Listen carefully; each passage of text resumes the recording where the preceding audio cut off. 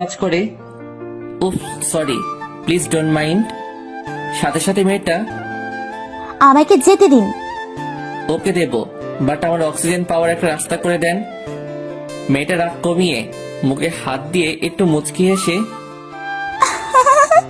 পাগল নাকি? হুম, এতক্ষণ ছিলাম না, তবে আপনাকে দেখার পরই আপনার করা রূপকথা রাজ্যতে প্রবেশ করে আমি পাগল হয়ে গেছি। আপনি তো বেশ ভালো কথা বলতে পারেন। আরে, এগুলো আপনার কথা মনে হয়?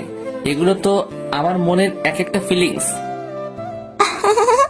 তাই? জি। সাইড থেকে সেলিম। ফিলিংস না ছাই, সব ফ্লার্ট করা ধান্দা। সেলিম এটা বলতেই আমি ওর দিকে একটা রাগী লুক দিলাম, আর একটা ইটের দিকে তাকিয়ে, দেখেছো তো, একেবারে ফাটিয়ে দেব তোমার মাথা। চুপ শালা। মেয়েটা শোনার সাথে সাথে, ও কি বলছে? আরে না না না না, আমি তোকে চিনি না। পাগল ছাগল মানুষ কথা বলতে পারে না। দেখছেন না কেমন তখন ছাগলের মতো ম্যামা করছিল। এটা শুনে সেলিম রেগে গিয়ে সোজা আমার কাছে এসে, ভাই, এভাবে আর ফ্লার্ট করিস না রে। অলরেডি তোর 3টা গার্লফ্রেন্ড আছে, আর কয়টা বানাবি রে? হাই আল্লাহ, 3টা? যার কপালে একটাও গপ আজ পর্যন্ত জুটেনি তার কপালে 3টা? ভাই, গপ জুটে নাই তো কি হয়েছে? এই মেয়ের কাছে এখনই একটা ঠাস। ফ্লার্টিং বাস, ছি, ফালতু।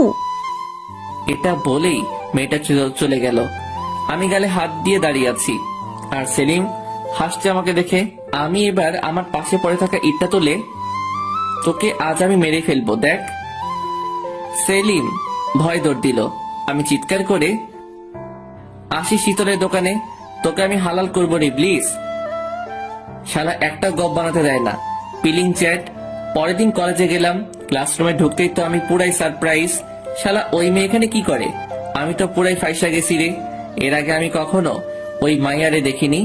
আরে ভাই, এই ক্লাসরুমটা কোন দিকে কি থাকে আজ পর্যন্ত সেটা জেনে উঠতে পারিনি, কারণ আমি হলাম কি লাস্ট বেঞ্চের ফার্স্ট স্টুডেন্ট। এ ভাই, মেয়েটা তো আমার দিকে তাকাচ্ছে। আমি মুখ লোকানোর চেষ্টা করলাম। মেয়েটা খুব রাগী লোক দিচ্ছে আমায়। ও, তার মানে মেয়েটা আমাদের ক্লাসেরই স্টুডেন্ট। মেয়েটা এবার হেসে হেসে আমার দিকে আসছে।